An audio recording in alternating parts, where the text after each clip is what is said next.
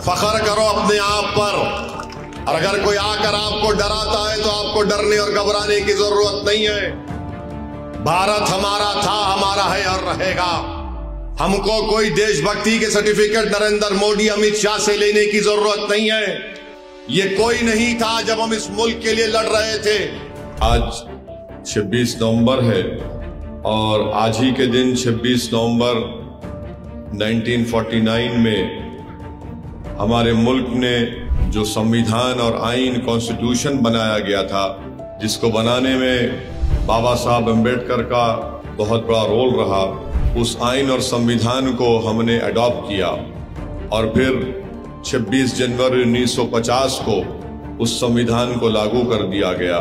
मैं ये बताना इसलिए ज़रूरी समझता हूँ कि जब हमारे बुजुर्गों ने, बाबा साहब अम्बेडकर ने संविधान को बनाया, भारत की आइन को, कॉन्स्टिट्यूशन को बनाया, तो उस संविधान को बनाने से पहले इस मुल्क में आवाज सिर्फ दौलतमंदों की थी या उन लोगों की थी जिनके पास जमीनात थी या फिर वो बड़े बड़े ऊंचे खानदान से उनका ताल्लुक होता था।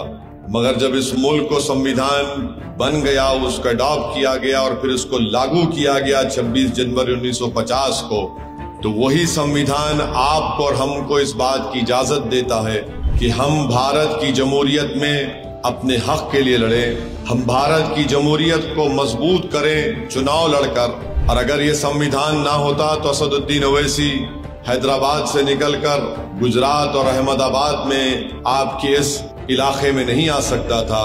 फख्र करो अपने आप पर। और अगर कोई आकर आपको डराता है तो आपको डरने और घबराने की जरूरत नहीं है। भारत हमारा था, हमारा है और रहेगा। हमको कोई देशभक्ति के सर्टिफिकेट नरेंद्र मोदी, अमित शाह से लेने की जरूरत नहीं है। ये कोई नहीं था जब हम इस मुल्क के लिए लड़ रहे थे। संविधान बना तो बाबा साहब अम्बेडकर ने संविधान बनाया। अगर बाबा साहब नहीं होते तो संविधान नहीं बनता।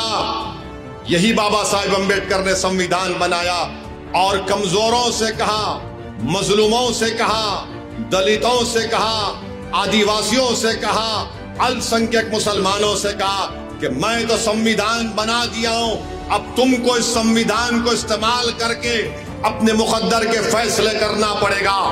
तुमको ताकतवर बनना पड़ेगा। मैं तुमको वोट डालने का इख्तियार दे रहा हूं। तुम वोट के जरिए अपनी लीडरशिप को पैदा करो, अपने कायद को पैदा करो, ताकि तुम्हारी आवाज इस देश के पार्लियामेंट और विधानसभा में गूंजे। आज अगर हमको खराज अकीदत पेश करना है उन लोगों को जिन्होंने भारत का आईन और संविधान बनाया, तो आपको ताकतवर बनना पड़ेगा। आपको अपनी सियासी लीडरशिप को बनाना पड़ेगा। आप ही की सफों से कोई आपका लीडर बनना पड़ेगा। तभी जाकर हम मौलाना अबुल कलाम आजाद को खराज अकीदत पेश कर सकेंगे। तभी जाकर हम बाबा साहब अम्बेडकर को खराज अकीदत पेश कर सकेंगे।